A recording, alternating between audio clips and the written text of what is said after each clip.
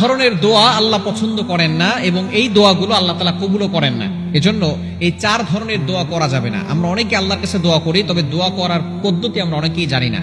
দোয়া করার কিছু পদ্ধতি রয়েছে, এগুলো যদি না জেনে আমরা দোয়া করি তাহলে কিন্তু আল্লাহ পাক রব্বুল আলামিনের অপছন্দনীয় বান্দার কাতারে আমরা চলে যাব এবং আমাদের দোয়াগুলো কবুল হবে না। 1 নাম্বার হচ্ছে যারা নিজের অথবা অন্যের ক্ষতির জন্য দোয়া করে, আল্লাহ তাআলা সেই দোয়া কবুল করেন না। আপনি আপনার নিজের জন্য ক্ষতি করার দোয়া করতেছেন, অথবা অমুককে আল্লাহ তুমি শেষ করে দাও, অমুককে ধ্বংস করে দাও, এইভাবে যারা দোয়া করে আল্লাহ পাক রব্বুল আলামিন তাদের দোয়াগুলো কবুল করেন না। মানুষের ক্ষতি করার চেষ্টা করবেন না, আপনি যতটুকু পারেন মানুষের উপকার করার চেষ্টা করবেন। আল্লাহ পাক রব্বুল আলামিন সবচেয়ে বেশি খুশি হয় মানব কল্যাণের কাজ করলে, মানুষের পাশে দাঁড়ালে, অসহায় মানুষের পাশে দাঁড়ালে, মানুষের উপকার করলে। তবে দুঃখজনক হলেও সত্য, আমরা মানুষের উপকার করি না, মানুষের ক্ষতি করার চেষ্টা করি। এজন্য দূরে সরে আসতে হবে। মানুষের ক্ষতি উপকার করতে পারি আর না পারি, ক্ষতি কখনো করবো না, এই চিন্তা সবসময় মাথায় রাখতে হবে।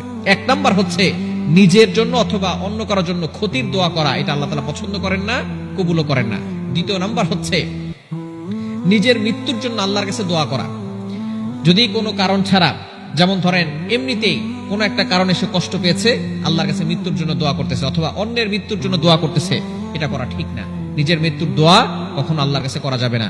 অসুস্থ হলেও আপনি আল্লাহর কাছে দোয়া করবেন, আল্লাহ পাক রব্বুল আলামিন যেন সুস্থ করে দেন, এইভাবে আল্লাহর কাছে দোয়া করবেন। এবং এইভাবে দোয়া করাটা আল্লাহ পাক রব্বুল আলামিন পছন্দ করেন না এবং আল্লাহ পাক রব্বুল আলামিন কবুলও করেন না। এবং 3 নাম্বার হচ্ছে দোয়াতে তাড়াহুড়া করা। তাড়াহুড়া করা দোয়া আল্লাহ পাক রব্বুল আলামিন খুবই অপছন্দ করেন এবং এই দোয়াগুলো কবুল করেন না।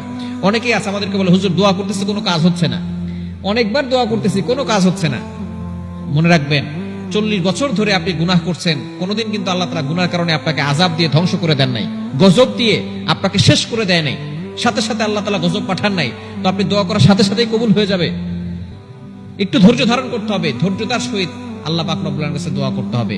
আর 4 নাম্বার হচ্ছে আদবের সহিত দোয়া করা এবং বেয়াদবের সাথে দোয়া করা, আর হচ্ছে দুনিয়াবি দোয়া করা, শুধু আল্লাহর কাছে দুনিয়া জিনিস চাওয়া, আল্লাহ আমাকে এটা দাও, আল্লাহ আমাকে এটা দাও, এগুলো আল্লাহ তাআলা পছন্দ করেন না।